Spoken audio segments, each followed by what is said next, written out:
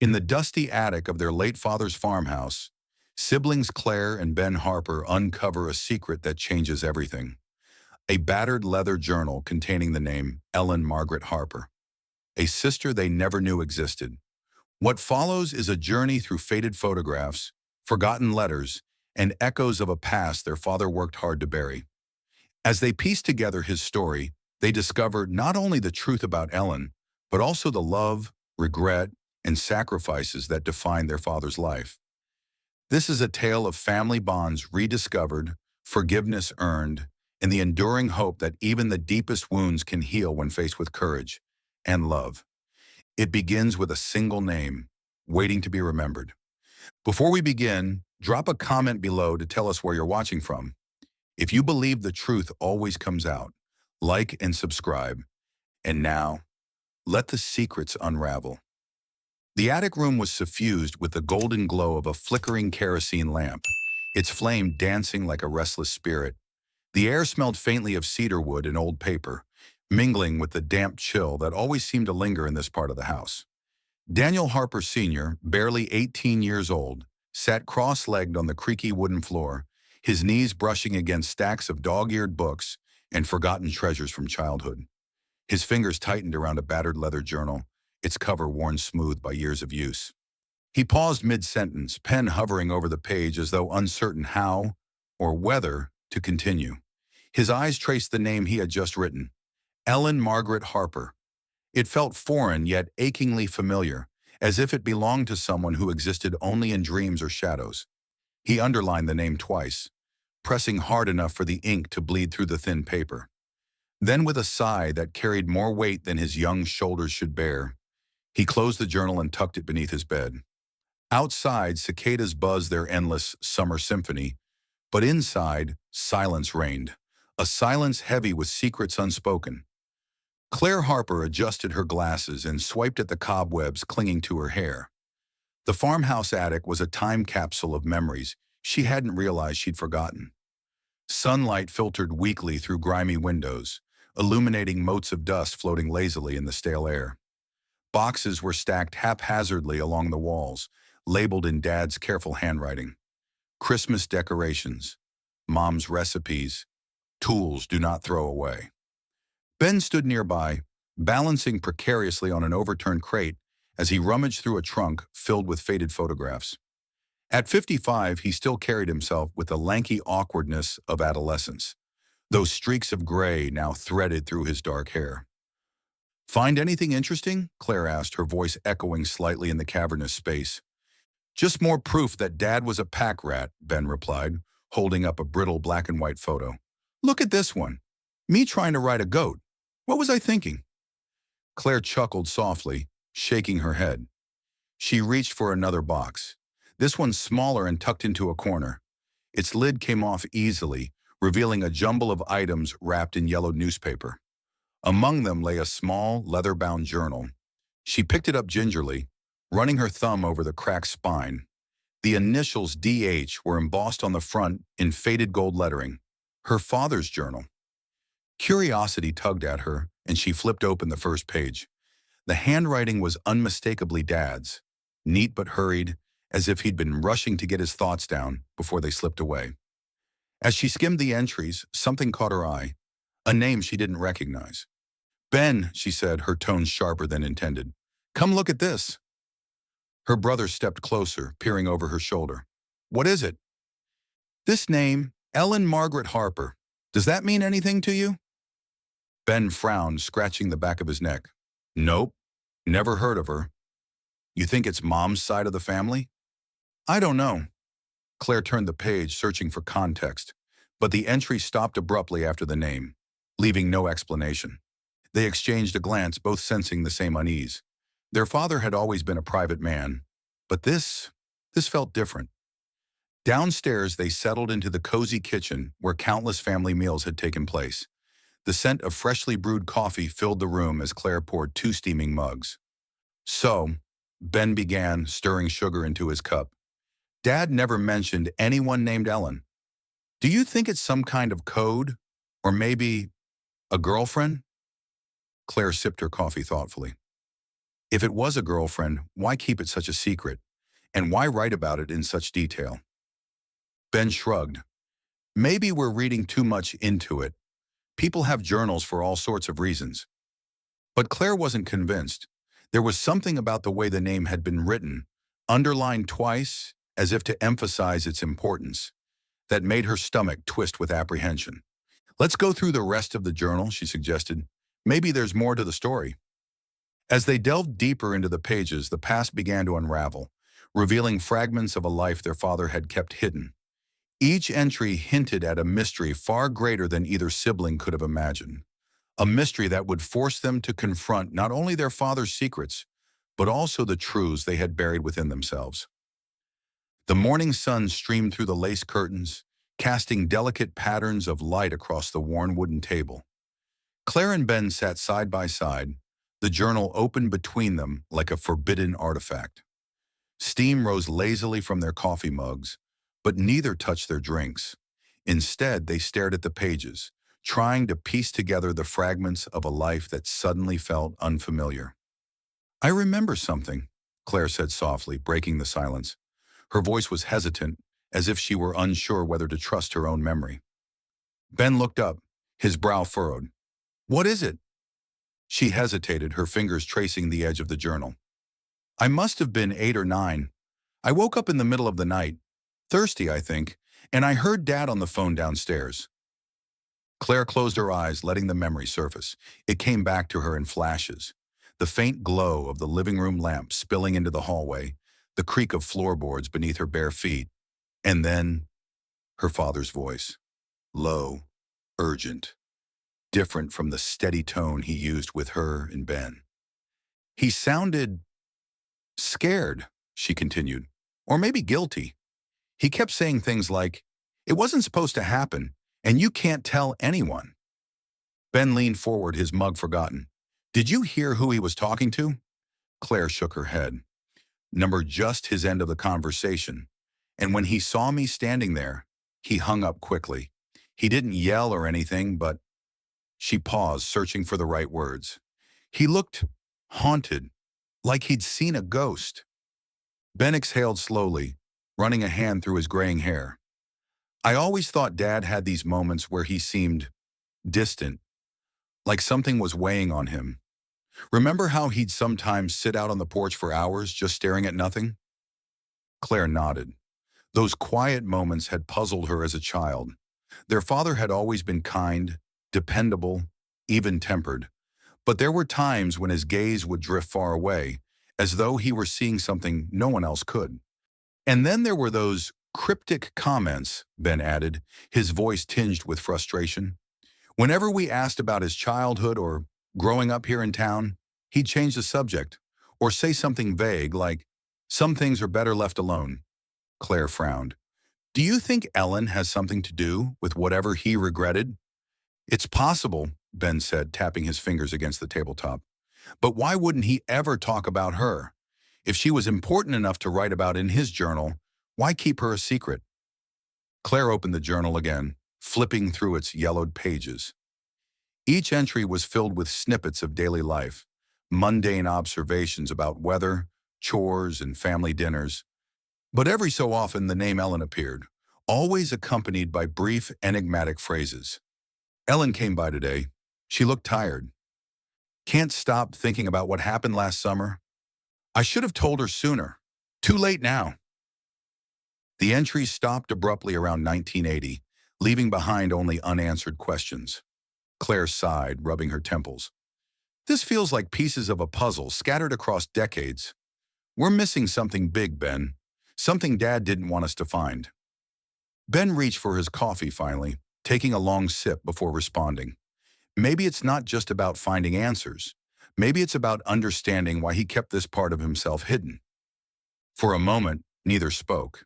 The weight of their father's secrets settled heavily between them, mingling with the warmth of the kitchen and the faint aroma of toast lingering in the air. Outside, a robin chirped cheerfully, oblivious to the storm brewing inside the farmhouse. I'll call Aunt Ruth, Claire said suddenly, sitting up straighter. If anyone knows something about Dad's past, it's her. Ben raised an eyebrow. You really think she'll tell us? She's almost as tight-lipped as Dad was. She might surprise us, Claire replied, determination hardening her voice. We owe it to him, to ourselves, to figure this out. As she picked up her phone, the siblings exchanged another glance, both silently acknowledging that the journey ahead would be more complicated than either had anticipated. Whatever truths lay buried in the past, they were determined to uncover them, even if it meant confronting ghosts they weren't ready to face. The library was a relic of simpler times, its brick exterior softened by ivy that clung stubbornly to the walls. Inside, the air smelled faintly of polished wood and old books, a comforting aroma tinged with nostalgia. Claire and Ben stood before rows of microfilm machines, their reflections ghostly in the darkened screens. I still can't believe we're doing this, Ben muttered under his breath as he loaded a reel of archived newspapers onto one of the machines. Claire adjusted her glasses, scanning the dimly lit room for any sign of prying eyes. Do you have a better idea? We need to start somewhere. Ben sighed but didn't argue. They had spent the morning debating their next move after Aunt Ruth, who claimed to know nothing unusual about Dad's past, had offered little more than vague platitudes about how people change over time. Frustrated but undeterred, Claire suggested they dig into public records. If Ellen Margaret Harper existed, there would be traces of her somewhere. Let's try the obituaries first, Claire said, leaning over Ben's shoulder as he scrolled through grainy black and white images of decades-old newspapers. If she passed away, maybe there's mention of family members or connections to Dad. They worked silently for nearly an hour, squinting at tiny print and adjusting the focus until their eyes watered. Just as Ben began to mutter about giving up, Claire gasped sharply. There! She pointed to a small column near the bottom of the page. Birth announcement, June 12th, 1965. Ellen Margaret Harper, daughter of Mary Whitman, born June 10th, 1965, at St. Mary's Hospital. That's her, Claire whispered, her voice trembling slightly. But look, the father's name is missing. Ben leaned closer, his brow furrowing. Mary Whitman. Does that name sound familiar? Claire shook her head slowly. Not really, but she hesitated, her mind racing. What if Dad was Ellen's father? That would explain why he never talked about her and why he wrote about her so cryptically in his journal. Ben straightened, rubbing the back of his neck thoughtfully. It makes sense in a way. He was 18 when she was born, according to this. Maybe it was complicated. Claire scrolled further, searching for anything else related to Ellen or Mary Whitman. After several tense minutes, she found another entry, a brief article from 1973 titled, Local Girl Wins Statewide Art Contest. Beneath the headline was a grainy photograph of a teenage girl holding a painting. That's Ellen, Claire breathed, staring at the image. Despite the poor quality of the photo, the resemblance was unmistakable. The girl had Dad's sharp cheekbones and piercing eyes, though her smile seemed softer, almost shy. Ben studied the picture intently. She looks like him, a lot like him. A heavy silence settled between them as the implication sank in. Their father, a man they'd always known as steady and responsible, might have been hiding the existence of a child.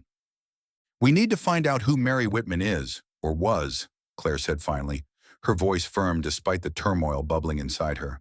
Maybe she can tell us what happened. Ben nodded grimly. And we should check the census records, see if there's any connection between Mary and Dad. As they packed up their notes and prepared to leave, Claire glanced back at the microfilm machine, the glowing screen casting eerie shadows across the room. For all their discoveries, they were no closer to understanding the emotions behind their father's actions. Was it guilt, fear, love, or something darker? Outside, the late afternoon sun bathed the town square in golden light, offering a stark contrast to the storm brewing within Claire and Ben. Each step forward only deepened the mystery, pulling them inexorably toward truths long buried, and perhaps best left undisturbed. The attic felt different now, charged with an almost electric tension. Claire climbed the creaky wooden stairs slowly, her mind replaying the fragments they'd uncovered so far.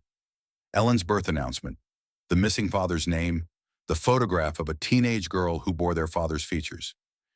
Each clue had brought them closer to understanding, but also deeper into uncertainty. She pushed open the door, wincing as it groaned on its hinges.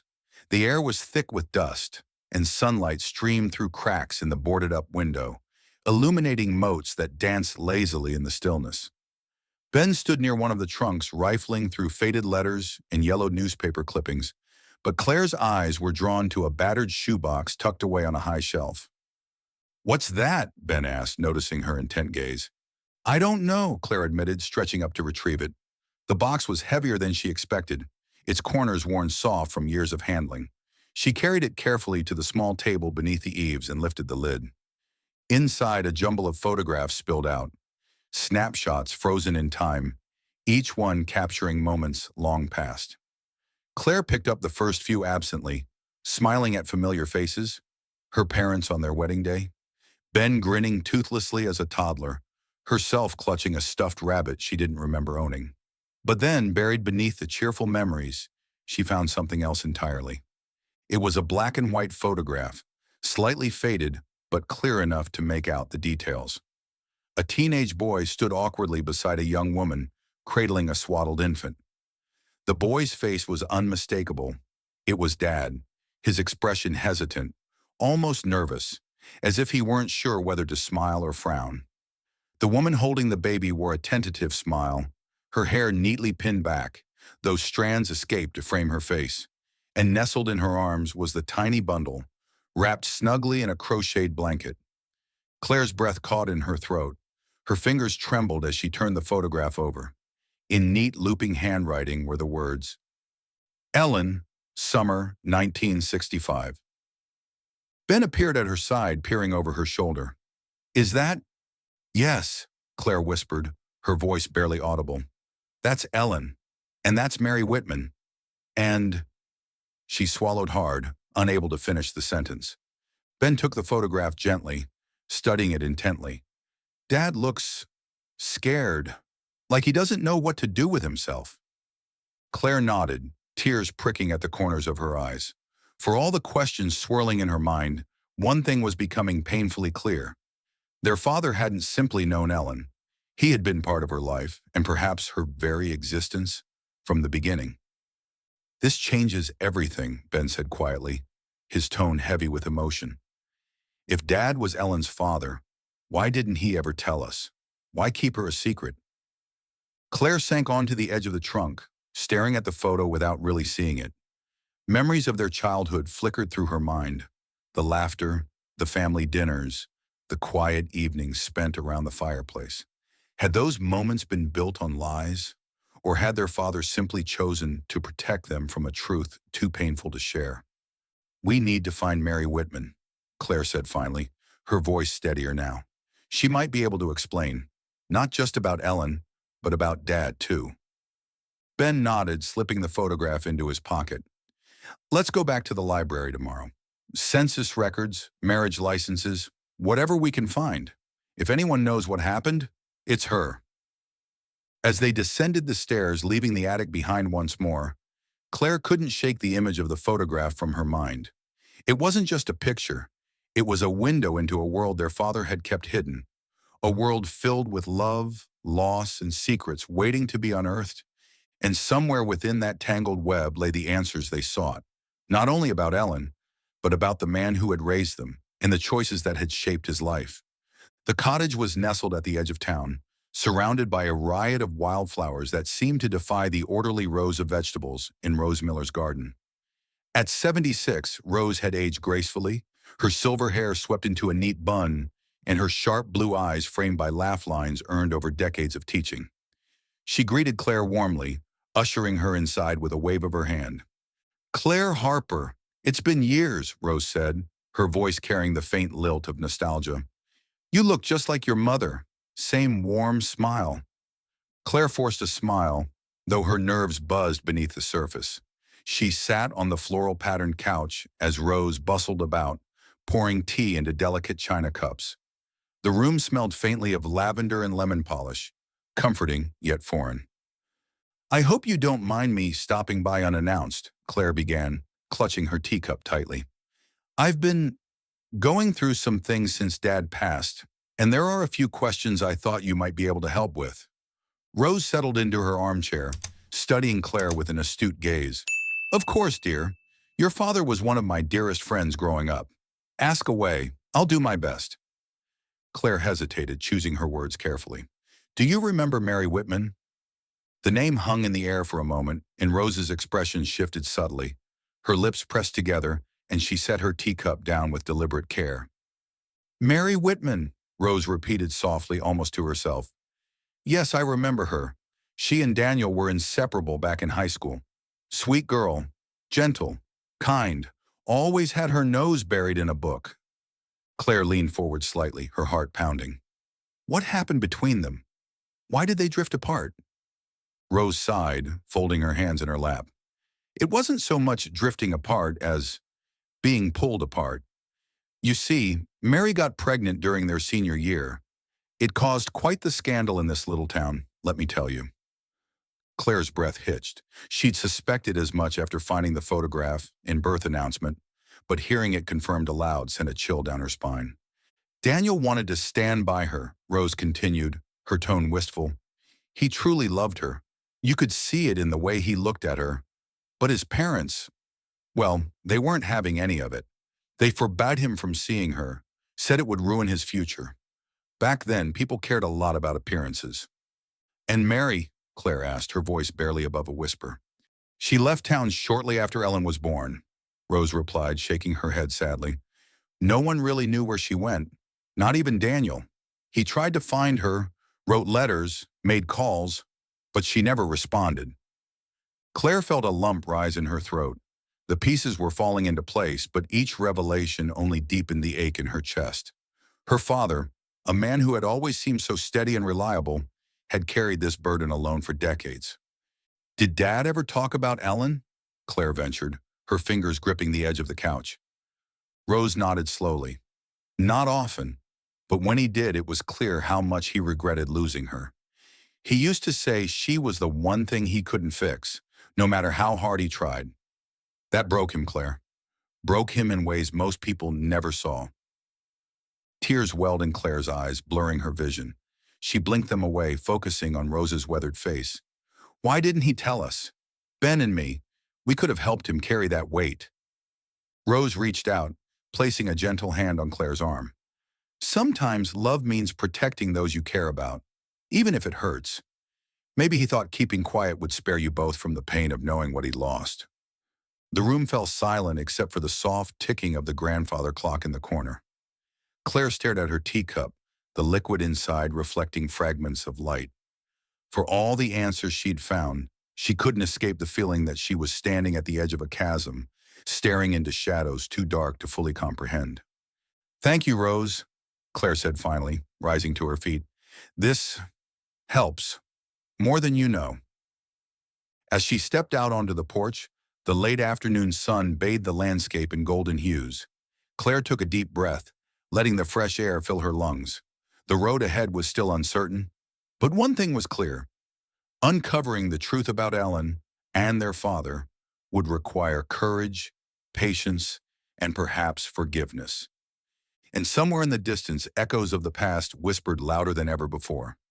The farmhouse kitchen was quiet, save for the rhythmic ticking of the clock above the stove. Ben sat at the table, the leather journal spread open before him. The afternoon sunlight filtered through the window, casting long shadows across the worn wooden surface. He had been flipping through its pages again, searching for anything they might have missed. And then he saw it. Tucked between two yellowed pages near the back of the journal was an envelope, its edges brittle with age. The front bore a single name, written in their father's unmistakable handwriting, Mary M. Harper. Ben's breath caught. His fingers trembled as he carefully slid the letter from the envelope. The paper inside was thin and delicate, the ink faded but still legible. He began to read aloud, his voice low and steady despite the knot forming in his stomach. Dear Mary, I don't know if you'll ever read this, but I need to write it anyway. Every day without you and Ellen feels like a piece of me is missing. I've tried to move on, to do what's expected of me, but none of it matters without you both. I promised myself I'd wait until I could make things right, until I could give you the life you deserve. But now I realize I can't keep waiting. No matter what happens, I'm coming for you. For her. I won't stop looking until I find you. Please believe me when I say I love you. Always have. Always will. Star. Yours. Daniel. Ben let the letter fall onto the table, his mind reeling. Claire, who had just walked in carrying a tray of coffee mugs, froze mid-step. "What is that?" she asked, setting the tray down with a clatter. Ben gestured toward the letter, his expression unreadable. "It's from Dad, to Mary." Claire pulled out a chair and sat beside him, her eyes scanning the words quickly. As she read, her face paled, and her hands clenched into fists atop the table. "He loved her," Claire whispered, her voice trembling. "All these years, we thought Mom was the only one. But Dad never stopped loving Mary." Ben nodded slowly, running a hand over his face, and he felt guilty about leaving them. That line, "make things right," it sounds like he thought he failed her somehow. "But why didn't he go after them?" Claire demanded, her frustration bubbling to the surface. "If he loved her so much, why didn't he fight harder? Why did he stay here while they disappeared?" Ben shook his head, staring at the letter as if it might offer answers. Maybe he couldn't. Maybe his parents made sure of that. Or maybe something else happened that kept him tied to this place. Claire leaned back in her chair, exhaling sharply. "This changes everything. Again." For a moment, neither spoke. The weight of the discovery pressed down on them, mingling with the lingering scent of coffee and the faint hum of insects outside the open window. Finally, Claire broke the silence. "We need to find Mary. If she's still alive, she deserves to know how much Dad cared about her and about Ellen." Ben nodded, though uncertainty lingered in his eyes. "Where do we even start? We don't know where she went or what became of her." Claire stood abruptly, determination hardening her features. "We already know more than we did yesterday. There has to be a record somewhere. A marriage license, a change of address, something. And if not, we ask around. Someone in this town must have known her better than Rose did." Ben watched his sister pace the length of the kitchen, her energy infectious. Despite the heaviness of the revelation, there was a spark of hope in her movements, a sense that they were finally closing in on the truth. "You're right," he said, standing to join her. "But we have to be careful. These aren't just facts we're uncovering, they're lives. People who may not want their past dug up." Claire met his gaze, her own resolve unwavering. "I know, but we owe it to Dad and to Ellen to see this through. Whatever secrets are buried here, they deserve to come to light." As the siblings gathered their notes and prepared to leave the farmhouse once more, the letter remained on the table, a silent testament to a love that had endured despite time and distance. Its words echoed in their minds, urging them forward into the unknown. Somewhere out there, Mary Whitman, or perhaps Mary Harper, was waiting. And whether she welcomed their questions or turned them away, Claire and Ben were determined to find her. The lot where the Maplewood boarding house once stood was now an empty expanse of cracked pavement and overgrown weeds. A faded signpost leaned precariously at the edge of the property, its letters barely legible. Maplewood established. 1948 star. Claire and Bob stood side by side, staring at the barren space as if willing it to yield answers. "This is it," Ben muttered, consulting a crumpled map he'd pulled from the archives. "Mary Whitman's last known address before she vanished." Claire sighed, crossing her arms against the cool autumn breeze. "And now it's gone. Just like everything else we found so far. A dead end." They had spent hours combing through records, tracking down this location with cautious optimism. But standing here now, confronted with nothing but rubble and silence, their hope felt fragile, teetering on the brink of collapse. "Maybe someone nearby remembers something," Claire suggested half-heartedly, glancing at the row of modest homes lining the street. Most were weathered but well kept, their porches adorned with potted mums and wine chimes tinkling softly in the breeze. Ben shrugged, though his expression brightened slightly. "It's worth a shot. Let's split up. You take that side, I'll take this one." Claire nodded and headed toward the first house, a small white cottage with peeling paint and a sagging front porch. She knocked gently, her heart pounding as she waited. After several moments, the door creaked open to reveal an elderly woman clutching a cane. "Can I help you?" the woman asked, her voice raspy but kind. "I'm sorry to bother you," Claire began, offering a polite smile.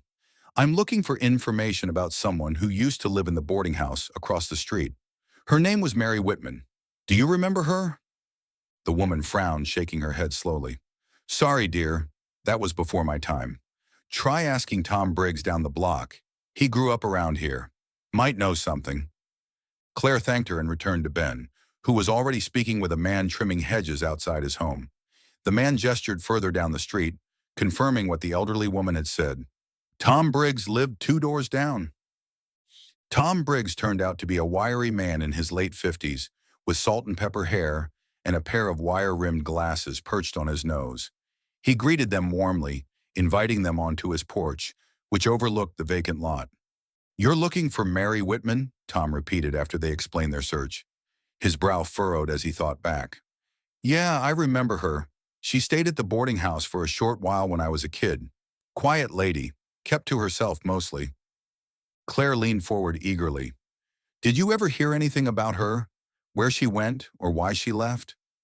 Tom shook his head. "Not really. She didn't stick around long enough for folks to get curious, but—" He paused, scratching his chin thoughtfully. "I do recall my mom mentioning once that she came from out of town. Said her maiden name was Whitman. Never heard much else." Claire exchanged a glance with Ben, both of them processing the significance of the detail. "Do you think your mom would remember more?"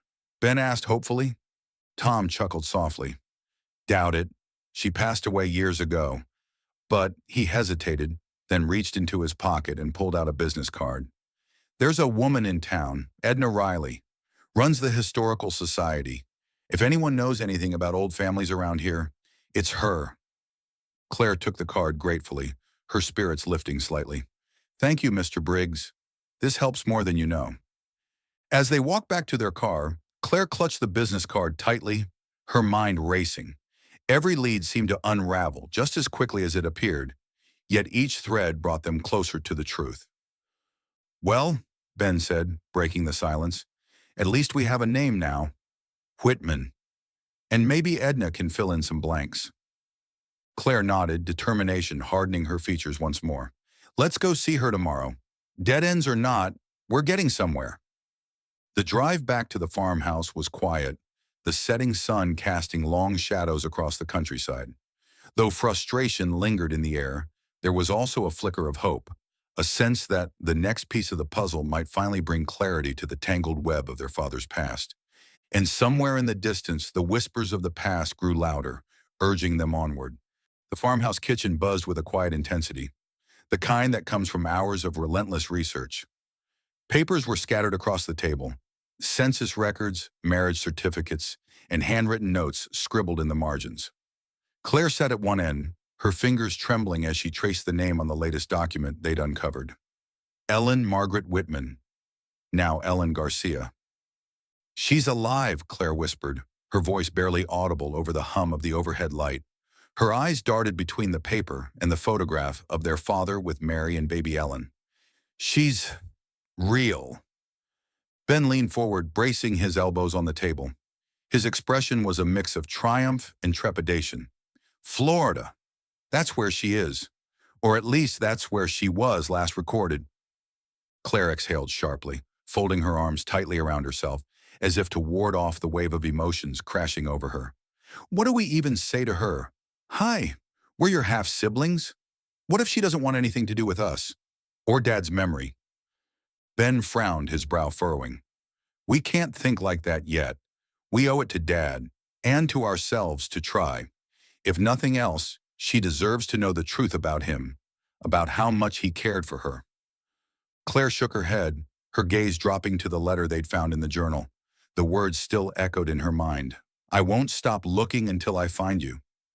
Their father had poured so much love and longing into those lines, only to be thwarted by circumstances beyond his control.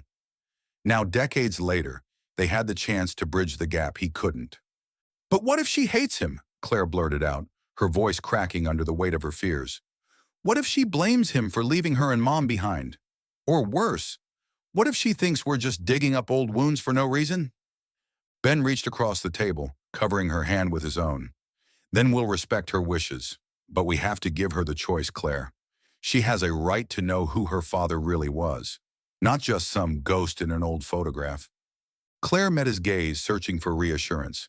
Ben's face was calm but resolute, a steadying presence amidst the storm swirling inside her. You're right, she said finally, drawing a shaky breath. But this isn't just about uncovering facts anymore.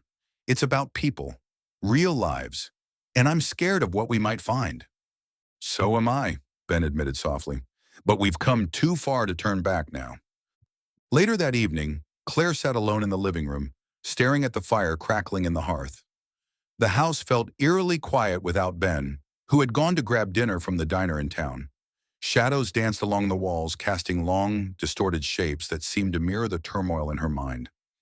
Her thoughts drifted to Ellen, this woman who shared their father's blood, but had lived a life entirely separate from theirs.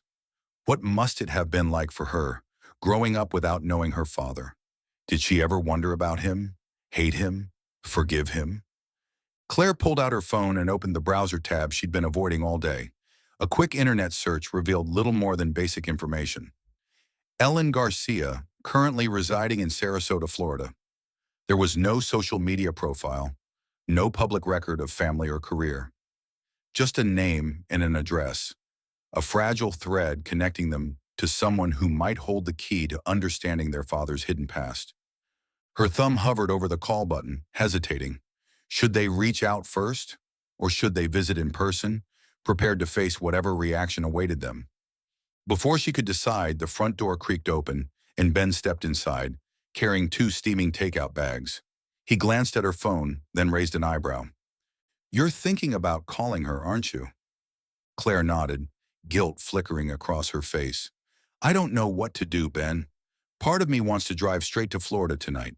Another part, she trailed off, her voice thick with emotion.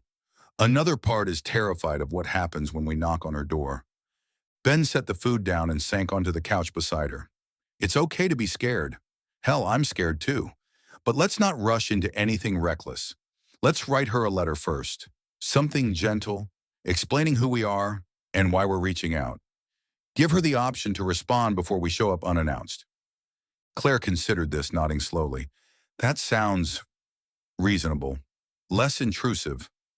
Exactly, Ben said, giving her shoulder a reassuring squeeze. And while we wait for her reply, we keep digging here. Maybe there's more in the archives, or someone else in town who remembers Mary. Or Ellen. For the first time in days, Claire felt a glimmer of hope cutting through the fog of uncertainty. Writing a letter wouldn't erase the fear or the questions, but it would give them a starting point, a way to step cautiously into the unknown. As the fire crackled softly in the background, Claire picked up a pen and began drafting the words that might change everything. Dear Ellen, I hope this message finds you well. My name is Claire Harper, and I recently discovered something important about my father, Daniel Harper Sr. Your father too, according to what we've learned. This discovery has left me with many questions, and I believe you may hold some of the answers. Please understand that our intentions are honest and heartfelt. We simply want to honor his memory by learning more about the life he shared with you and your mother. If you're willing, we'd love to speak with you further.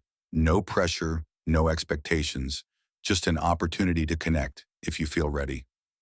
Sincerely, Claire Harper and my brother Ben. When she finished, Claire folded the letter carefully and slipped it into an envelope. Tomorrow they would send it off, trusting that the universe, or fate, would guide it to the right hands. For now, all they could do was wait, in hope. The highway stretched endlessly before them, a ribbon of asphalt cutting through the lush greenery and flatlands of the southeastern United States. Claire sat in the passenger seat, her hands clasped tightly around a thermos of coffee that had long gone cold. Ben drove with steady focus, his eyes fixed on the road ahead, but occasionally darting to check on his sister. The silence between them was heavy, not uncomfortable exactly, but charged with anticipation and unspoken fears. They hadn't expected to hear back from Ellen so quickly, or at all, but 3 days after sending their letter, A brief email arrived in response. Dear Claire and Ben, thank you for reaching out. I've thought about my father often over the years, though I never knew him. If you're still interested in meeting, I'd be willing to talk.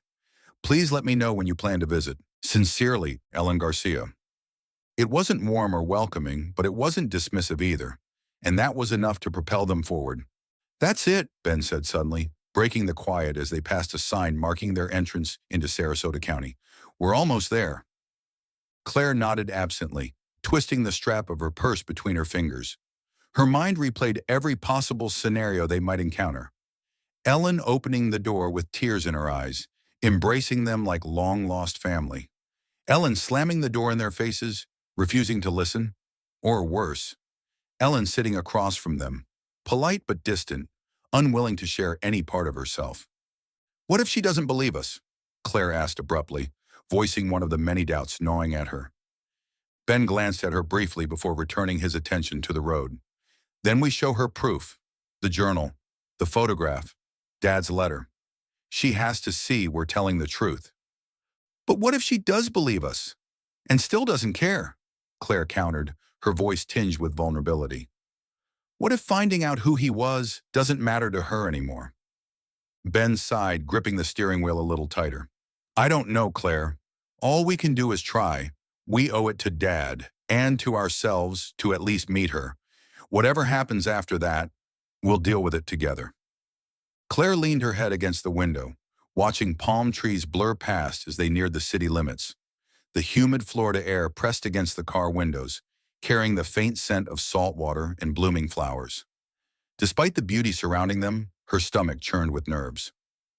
Let's go over what we're going to say again, she suggested, straightening up slightly. Just in case. Ben smirked faintly, though his expression remained tense. You're the one who wrote the letter. Shouldn't you have this memorized by now? Humor me, Claire shot back, rolling her eyes. Fine. Ben relented, clearing his throat. We start by thanking her for agreeing to see us. Then we explain how we found out about her, mention the journal, the photograph, everything. Keep it simple. No need to overwhelm her right away. And then, Claire prompted, her voice quieter now. And then, he hesitated, his jaw tightening. We ask her about Mom, Mary, about their life together, about how she grew up without knowing Dad, and we tell her how much he loved her, even if he couldn't be there. Tears pricked at the corners of Claire's eyes, and she blinked them away quickly. Do you think she'll understand, or hate us for bringing all this up? I don't know, Ben admitted softly, but either way, we're doing the right thing. For Dad, for Ellen, for us. By the time they reached Ellen's neighborhood, the sun was beginning its slow descent toward the horizon, casting golden light across streets lined with stucco homes and vibrant bougainvillea bushes. They parked outside a modest house with white shutters and a neatly trimmed lawn. A small porch swing swayed gently in the breeze, creaking faintly. This is it, Ben said, turning off the engine. Claire stared at the house, her heart pounding wildly in her chest. This was it, the moment they'd been working toward for weeks. The culmination of late-night research sessions, whispered conversations, and sleepless nights spent wondering about the woman behind the name. Ready? Ben asked, glancing at her. No, Claire replied honestly, her voice barely above a whisper. But let's go anyway. Together, they stepped out of the car and approached the front door. Each step felt heavier than the last, weighed down by the enormity of what lay ahead. When they reached the threshold, Claire hesitated, taking a deep breath to steady herself.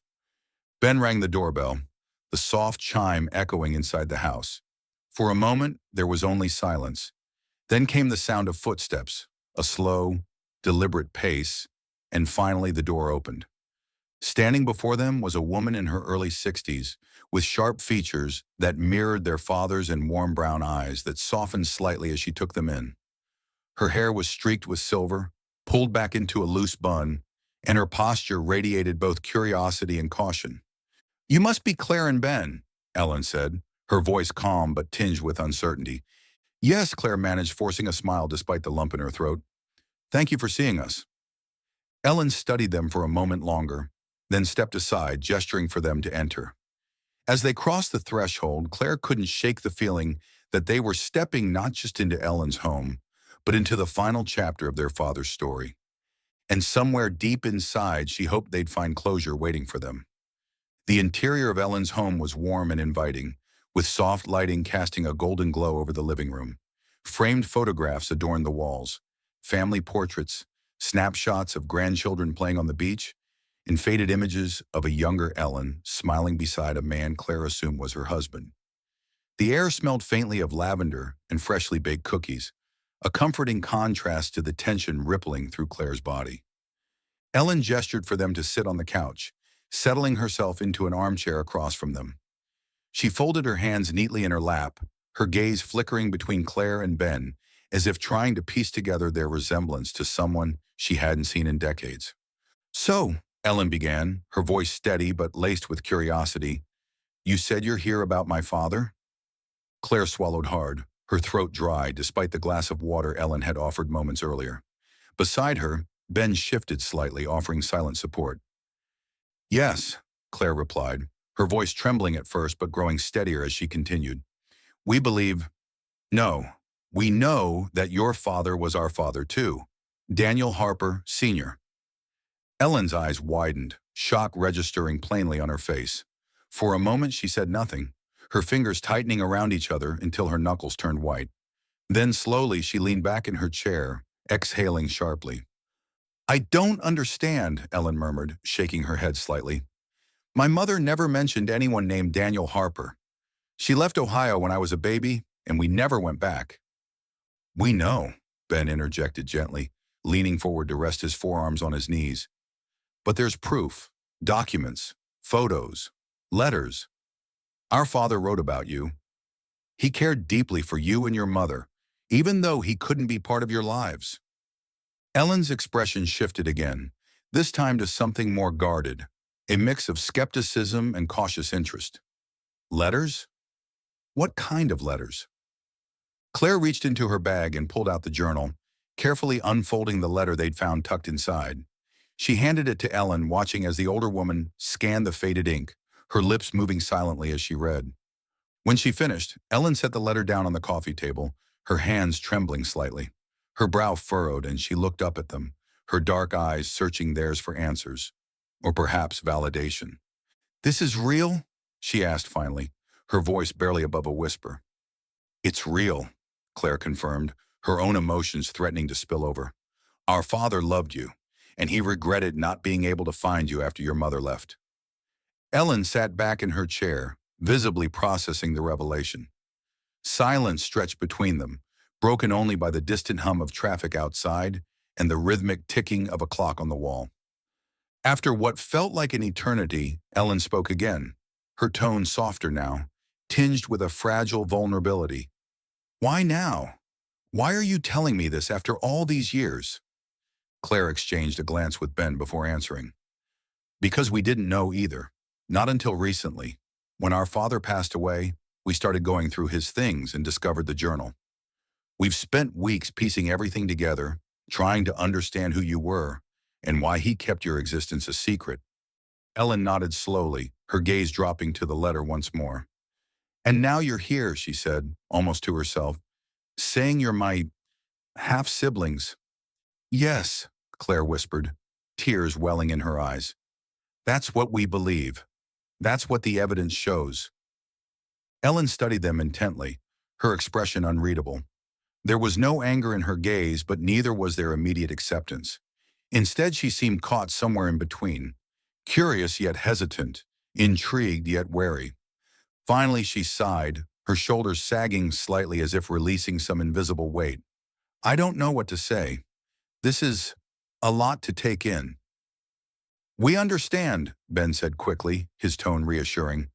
"We're not expecting anything from you, Ellen. We just wanted to meet you, to share what we've learned, and give you the chance to know who your father really was." Ellen nodded again, her fingers tracing the edge of the letter absently. "He sounds like a good man," she said softly, her voice tinged with sadness. "A man who made mistakes, maybe, but one who tried to make things right." Claire felt a lump rise in her throat, and she struggled to keep her composure. "He was, and he thought about you often. He carried this guilt with him for years." For a long moment, None of them spoke. The weight of the past hung heavy in the air, mingling with the faint scent of lavender and the warmth of the setting sun streaming through the windows. Then Ellen broke the silence, her voice firmer now, though still tinged with uncertainty. Tell me more. About him. About how you grew up. About everything. Claire and Ben exchanged a glance, relief flickering across their faces. It wasn't a full embrace of their connection. Not yet. But it was a start. A crack in the door that might lead to understanding, forgiveness, and perhaps even healing. As they began to recount stories of their childhood, their father's quirks and kindnesses, and the life he had built without ever forgetting the one he'd lost, Claire allowed herself to hope. Hope that this meeting wouldn't end here, that it would be the beginning of something new, something whole. And somewhere deep within the echoes of the past, she imagined their father watching, finally at peace. Ellen returned to the living room carrying a tray with 3 steaming mugs of tea and a plate of butter cookies. The aroma of chamomile filled the air, softening the lingering tension between them. She set the tray down on the coffee table, her movements deliberate and unhurried, as if giving herself time to gather her thoughts. Claire watched her closely, noting the subtle tremor in Ellen's hands and the faraway look in her eyes. There was pain there, layers of it, buried beneath years of unanswered questions and quiet resilience. Whatever story Ellen was about to share, Claire knew it wouldn't be easy for her to tell, or for them to hear. Thank you, Ben said softly as he picked up one of the mugs, cradling it between his palms. Ellen nodded, sitting back in her chair with her own mug. She took a slow sip before speaking, her voice steady but tinged with sadness. My mother passed away when I was 10, she began, her gaze fixed on the steam rising from her tea. It was sudden, a car accident. After that, I went to live with my Aunt Ruthie in Indiana. She wasn't married, didn't have kids of her own, so she did her best. Claire felt a pang of sympathy, imagining the young girl who had lost not just her mother, but also any chance of reconnecting with her father. I asked her once about him, Ellen continued, her tone softer now, about why we left Ohio, why he wasn't around. All Aunt Ruthie would say was that he chose not to stay involved, that he walked away after Mom got pregnant. Ben frowned, leaning forward slightly. But that's not true. He tried to reach out. He wrote letters, dozens of them according to what we found in his journal. Ellen's head snapped up, surprise flickering across her face. Letters? What happened to them?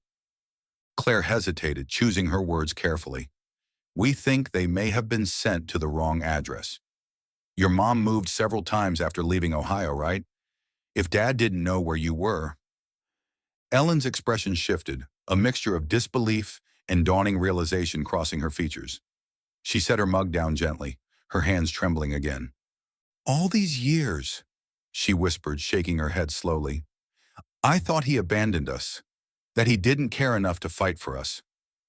Tears welled in Claire's eyes as she reached out instinctively, placing a hand on Ellen's arm. He cared deeply, Ellen. You don't know how much it hurt him to lose you both.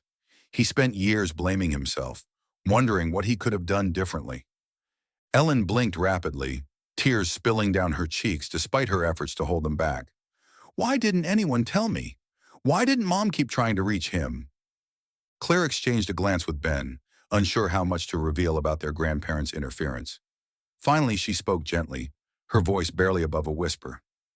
Our grandparents, they were strict, old-fashioned people. They pressured Dad to let your mom go, convinced it was better for everyone involved. From what we've pieced together, they made it nearly impossible for him to follow through on his promises. Ellen stared at them, her mouth opening and closing as if searching for words. The weight of decades-long misunderstandings settled heavily in the room, mingling with the faint scent of lavender and the fading sunlight streaming through the windows. So all this time, Ellen murmured, her voice breaking. All this time I thought he didn't want me, and maybe he thought the same thing about me, that I didn't want him. He never stopped loving you, Claire said firmly, her own tears flowing freely now. Even when he couldn't find you, even when life pulled him in different directions, you were always in his heart. Ellen covered her face with her hands, her shoulders shaking silently as sobs overtook her. Claire moved to sit beside her, wrapping an arm around her older sister's frail frame. For a moment, neither spoke, allowing the raw emotion of the moment to wash over them. When Ellen finally looked up, her eyes were red-rimmed but clear, as if a great burden had begun to lift. "I wish I could have known him," she said quietly. "Really known him. Not just as some distant figure in old photographs or faded memories." Ben leaned forward, his expression tender. "You still can. Through us. We'll tell you everything we remember, every story, every laugh, every quirk. He might not be here physically, but he's alive in our memories. And now he's alive in yours too." Ellen nodded, managing a small watery smile. "Thank you," she whispered, her voice thick with gratitude, "for finding me, for telling me the truth." As the sun dipped below the horizon, casting the room in shades of amber and shadow, the three siblings sat together in silence, bound by a shared history they were only beginning to understand. For the first time in decades, the painful truths of the past no longer felt like walls separating them, but bridges bringing them closer together. The room grew quieter as Claire carefully opened the leather journal to the first entry, mentioning Ellen. The pages crackled faintly under her touch, their edges brittle with age but still holding the weight of decades-old emotions. She glanced at Ellen, whose hands rested nervously in her lap, and then handed the journal over. "This is yours," Claire said softly, her voice trembling. "Or rather, it belongs to both of you." Ellen hesitated before taking the journal, her fingers brushing against the worn cover reverently. For a moment she simply stared at it, as if afraid to delve into its contents. Then, with a deep breath, she turned to the marked page. Her eyes scanned the lines of Daniel Sr.'s elegant script, tracing each word with a mixture of awe and sorrow. "Ellen came by today. She looked tired, but so much like Mary. It hurts to see her without being able to hold her close." Ellen's breath hitched and she pressed a hand to her mouth, tears welling in her eyes. She flipped to another entry, this one dated years later. "I dreamt of Ellen last night. In my dream, she called me Dad. I woke up crying, knowing I'll never hear that word from her lips in real life." Claire watched as Ellen's shoulders began to shake, her composure crumbling beneath the weight of her father's unspoken love. Ben sat silently beside her, his own throat tight with emotion, while Claire reached out to gently squeeze Ellen's hand. "It's okay," Claire murmured, her voice breaking slightly. "Let it out." Ellen nodded, clutching the journal to her chest as sobs racked her body. Her tears were not just for herself, but for the man who had yearned for her across time and distance. A man she would never meet, but now understood more fully than ever before. As Ellen read through the journal, fragments of Daniel Sr.'s life unfolded in vivid flashes, intercut with scenes from his past. Claire and Ben could almost feel the echoes of those moments as they shared them aloud, piecing together the story their father had kept hidden. Flashback. Late 1970s. Harper farmhouse. Daniel stood frozen in the doorway of the farmhouse kitchen, the telegram clutched tightly in his hand. His knuckles whitened as he reread the brief, devastating message. "Mary Whitman deceased. Car accident. Condolences. ... His knees buckled, and he sank onto the nearest chair, staring blankly at the table. The house was silent except for the ticking clock above the stove, its rhythm mocking the chaos swirling within him. "No," he whispered hoarsely, shaking his head as if denying reality might make it untrue. "Not Mary, not her too." He thought of Ellen, his daughter, now motherless, and felt a wave of despair crash over him. He should have fought harder to find them, should have defied his parents, moved heaven and earth to be part of their lives. Instead, he let fear and pride keep him tethered to Ohio, believing Mary didn't want him near.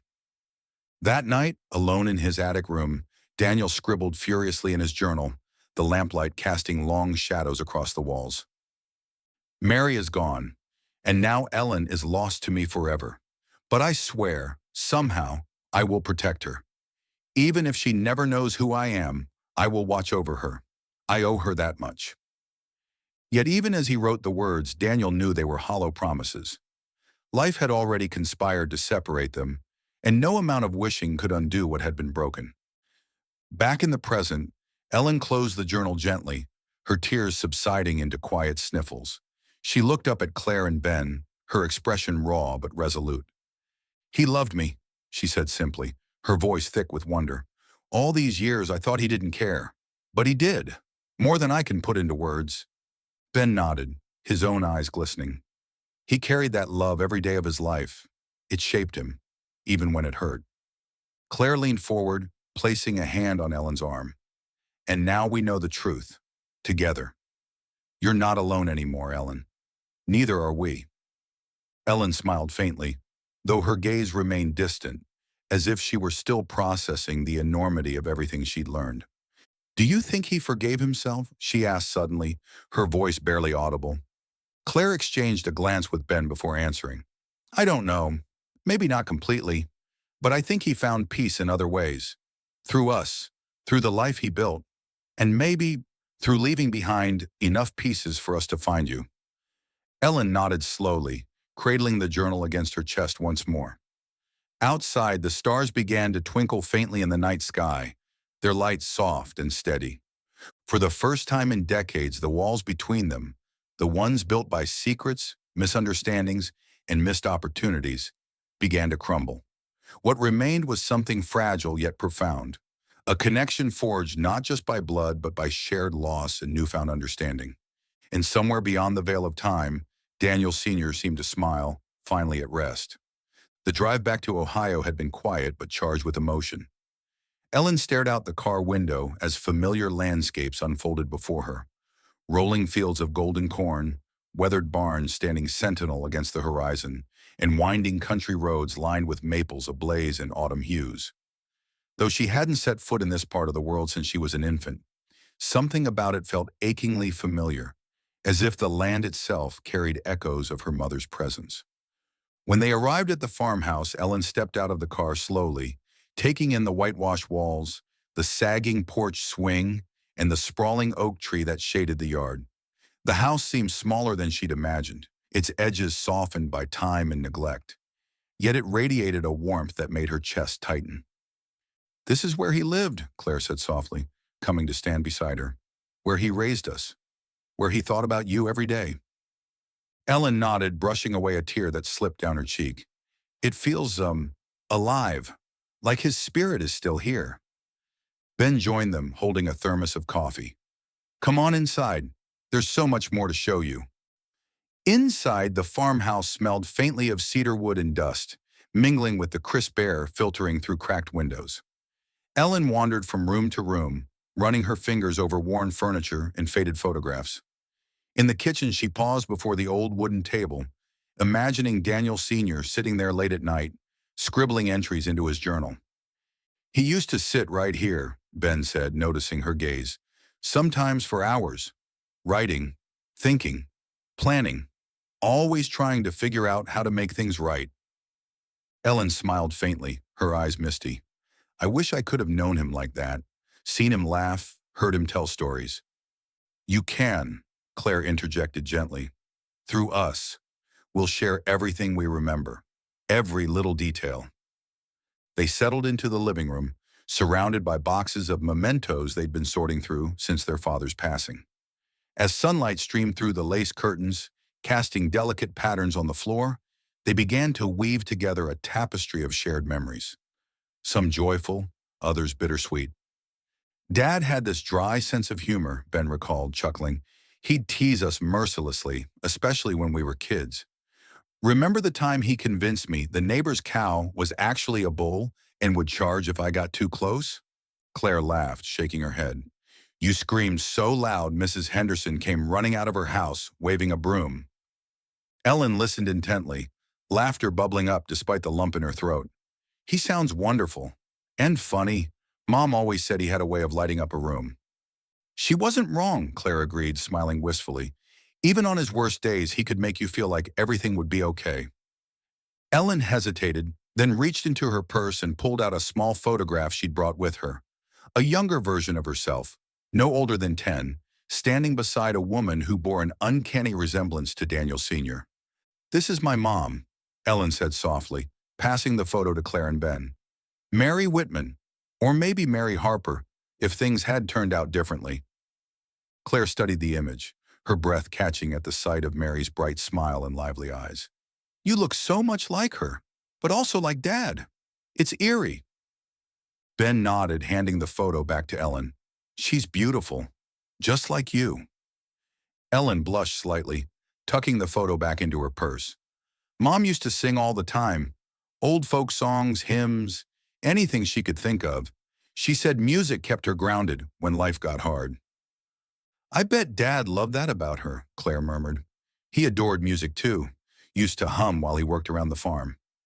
For hours they sat talking, sharing fragments of lives that had once seemed impossibly distant, but now felt intertwined.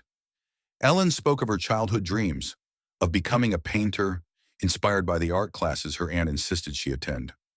Claire and Ben recounted their own aspirations, shaped in part by their father's quiet encouragement. As evening fell, they ventured outside to walk the property together. The air was cool and crisp, carrying the earthy scent of fallen leaves. Ellen trailed her fingers along the rough bark of the old oak tree, imagining Daniel Sr. doing the same decades earlier. He must have loved it here, she said quietly. The peace, the simplicity. He did, Ben replied, glancing toward the horizon where the sun was sinking low, painting the sky in shades of orange and pink. But I think he would have traded it all to be with you and your mom. Ellen nodded, tears welling again, but accompanied by a sense of peace she hadn't felt in years. For the first time, she understood her father not just as a shadowy figure from the past, but as a man who had loved deeply, struggled fiercely, and carried regret gracefully. As they stood beneath the vast Ohio sky, the three siblings found solace in each other's company, bridging the lost years with laughter, tears, and newfound connection. And though Daniel Sr. was gone, his legacy lived on, not just in the memories they cherished, but in the bond they were building together. The attic was bathed in the soft glow of late afternoon sunlight, filtering through cracks in the boarded-up window. Dust motes danced lazily in the air as Claire, Ben, and Ellen climbed the creaky wooden stairs together, their footsteps muffled by years of accumulated silence. The space felt different now, not just a repository of forgotten things, but a sacred vault holding fragments of their shared history. Ellen paused at the threshold, her gaze sweeping over the jumble of boxes, trunks, and shelves stacked with relics from another era. Her fingers brushed against the worn edge of an old trunk, its surface scarred by time and use. "This is where you found the journal?" she asked softly, turning to Claire. Claire nodded, her voice barely above a whisper. "Yes, and something tells me there's more here we haven't uncovered yet." Ben moved to the far corner of the attic, where a small desk stood tucked beneath the eaves. On it lay a stack of papers tied neatly with twine, along with a single leather-bound notebook that looked newer than the others. He picked it up carefully, his brow furrowing as he flipped through its pages. "This wasn't part of the original journal," he said, glancing back at Claire and Ellen. "It's dated much later. In fact, this might be Dad's last entry." Ellen stepped closer, her heart pounding as Ben opened the notebook to the final page. The handwriting was shaky but unmistakably Daniel Sr.'s, each stroke of the pen carrying the weight of a life nearing its end. March 3rd, 2023. To my dearest Ellen. I don't know if these words will ever reach you, but I need to write them anyway. My body grows weaker with each passing day, and I fear my time is running out. But even as death looms closer, my thoughts remain with you. I never stopped loving you, Ellen, not for a single moment. You were always in my heart, even when I couldn't be in yours. Please forgive me for not fighting harder, for letting life pull us apart, for failing to give you the father you deserved. I hope one day you'll understand how much you meant to me, how much your laughter, your smile, your very existence brightened my world, even from afar. If I could turn back time, I would do everything differently. But all I can offer now are these words, written with trembling hands but an unshakable love. Know that I am proud of you, wherever you are, proud of the woman you've become, proud of the life you've built without me. And know that I carry no regrets about loving your mother. She gave me the greatest gift I ever received, you. If fate allows, perhaps we'll meet again someday. Until then, please forgive me. Forgive me for not being enough. With all my love, your father, Daniel." The room fell silent as Ben finished reading aloud, his voice thick with emotion. Tears streamed down Ellen's face unchecked, her hands clutching the edge of the desk for support. Claire reached out instinctively, wrapping an arm around her sister's shoulders, while Ben set the journal down gently, as if afraid to disturb the sanctity of the moment. "He loved you so much," Claire whispered, her own tears falling freely. "More than words can say." Ellen nodded, choking back sobs as she tried to speak. I I wish I could have told him I forgave him, that none of it was his fault." "You still can," Ben said softly, his tone resolute, "by living the way he hoped you would, with kindness, strength, and grace, by honoring the connection you found with us." Ellen looked up, meeting their eyes through her tears. "You mean you'd let me stay close? Be part of your lives?" Claire smiled through her tears, pulling Ellen into a tight embrace. "Of course, your family, Ellen, our sister. Nothing will change that."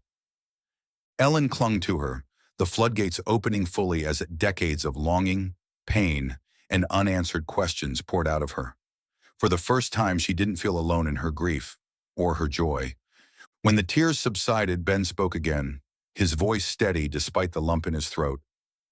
"We promised to honor Dad's wishes, Ellen, to keep his memory alive, not just for us, but for you too.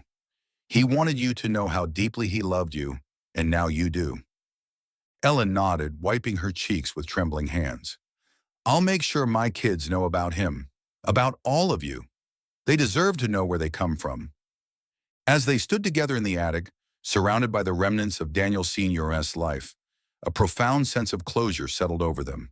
The past could not be rewritten, but it could be understood and healed. Outside, the sun dipped below the horizon, casting long shadows across the farmhouse yard. Inside, three siblings held on to each other, united by love, forgiveness, and the enduring legacy of a man who had carried his heartbreak quietly, but left behind a bond stronger than any secret. And somewhere in the quiet corners of the universe, Daniel Sr. watched, finally at peace. The old oak tree stood tall and steadfast, its gnarled branches stretching skyward like arms embracing the world. Beneath its sprawling canopy, a quilted blanket had been spread across the soft grass, adorned with dishes of homemade food, fried chicken, potato salad, cornbread, and slices of apple pie. The air was filled with the mingling scents of earth, wildflowers, and warm-baked goods, carried gently on the breeze. Claire, Ben, and Ellen sat together under the dappled sunlight, filtering through the leaves, their laughter punctuated by occasional tears. It was a day for healing, a day to honor not only what had been lost, but also what had been found. "This spot feels perfect," Ellen said softly, gazing up at the tree's majestic form, "like it's been waiting for us." "It has been waiting," Claire replied with a smile, brushing crumbs from her lap. "Dad used to sit here for hours just thinking or reading. He called it his thinking tree." Ben chuckled, leaning back on his elbows. "Yeah, and heaven help anyone who disturbed him while he was out here, though I think even he'd approve of this little gathering." Ellen nodded, her expression wistful yet content. "I wish he could have been here, to see us like this." "He is," Claire said firmly, gesturing toward the journal they'd brought along, resting beside a vase of freshly picked wildflowers. "In spirit, if not in body. And I think he'd be proud of how far we've come." As the afternoon sun warmed their faces, Claire reached into her bag and pulled out a folded sheet of paper. She unfolded it carefully, smoothing out the creases before looking at Ellen. "I found something else among Dad's things," she began, her voice tinged with emotion. "A poem you wrote as a child. He kept it tucked inside one of his books, like it meant the world to him." Ellen blinked in surprise, her cheeks flushing slightly. "I didn't even remember writing that. What does it say?" Claire cleared her throat, glancing down at the fragile paper. Her voice softened as she began to read aloud. "Under the sky. I dream of fields where flowers grow, where rivers sing and winds still blow. A place where shadows fade away, and love stays bright, come what may. My mother laughs beneath the sun, her voice a song that's never done. Though she is gone, her light remains. In every star, in gentle rains. And though my father's face I've never known, his heart beats strong within my own. For love endures, no matter the cost, and bridges built can never be lost. When Claire finished, silence fell over the group, broken only by the rustle of leaves above and the distant chirping of birds. Ellen covered her mouth with trembling hands, tears streaming down her face. I forgot about that, she whispered, shaking her head in disbelief. Mom helped me write it after she told me about him, about why he wasn't there. It's beautiful, Ben said, his voice thick with emotion. You captured everything. The pain, the hope, the love. Dad must have treasured it. He did, Claire added, folding the poem reverently and placing it back in her bag. Just like he treasured you. Every word, every memory. It all mattered to him. Ellen wiped her eyes, managing a watery smile. Thank you for sharing it, for keeping it safe. After the meal, the siblings gathered near the base of the oak tree, shovels in hand. Ellen knelt beside a small patch of soil she'd prepared earlier, holding a delicate rose bush wrapped in burlap. Its buds were just beginning to unfurl, promising blooms of deep crimson in the weeks to come. This is for Mom, Ellen explained, her voice steady despite the tears shining in her eyes. She loved roses, said they reminded her of resilience, how something so beautiful could grow even in harsh conditions. Claire and Ben joined her, each taking turns loosening the soil and guiding the roots into place. When the bush was securely planted, they stood together, watching as Ellen poured water from a wooden bucket, letting it soak into the earth. She'd be proud of you, Claire said softly, resting a hand on Ellen's shoulder. Of the woman you've become. And of us, Ben added, smiling faintly, for finding each other, for choosing to heal instead of letting the past divide us. Ellen nodded, her gaze fixed on the tiny plant now nestled beneath the oak's protective shade. It feels right, like she's here with us, somehow. The three of them lingered for a while longer, side by side, as the late afternoon sun painted the horizon in hues of gold and lavender. Laughter bubbled up again, this time lighter, freer, as they shared stories of childhood antics, dreams fulfilled, and lessons learned. For the first time in years, perhaps ever, none of them felt weighed down by unanswered questions or lingering regrets. Instead, they felt buoyed by hope, a fragile yet resilient thing, much like the budding rosebush swaying gently in the breeze. And as the first stars began to twinkle in the evening sky, the siblings knew they had started something new, a chapter rooted in love, forgiveness, and the unbreakable bonds of family. Somewhere, Daniel Sr. watched, his heart swelling with pride and peace. 6 months later, Harper Farmhouse yard, beneath the old oak tree. The rose bush Ellen had planted in memory of her mother now stood tall and vibrant, its crimson blooms a striking contrast against the lush greenery surrounding it. Petals fluttered gently in the warm spring breeze, drifting lazily to the ground like whispers of gratitude carried on the wind.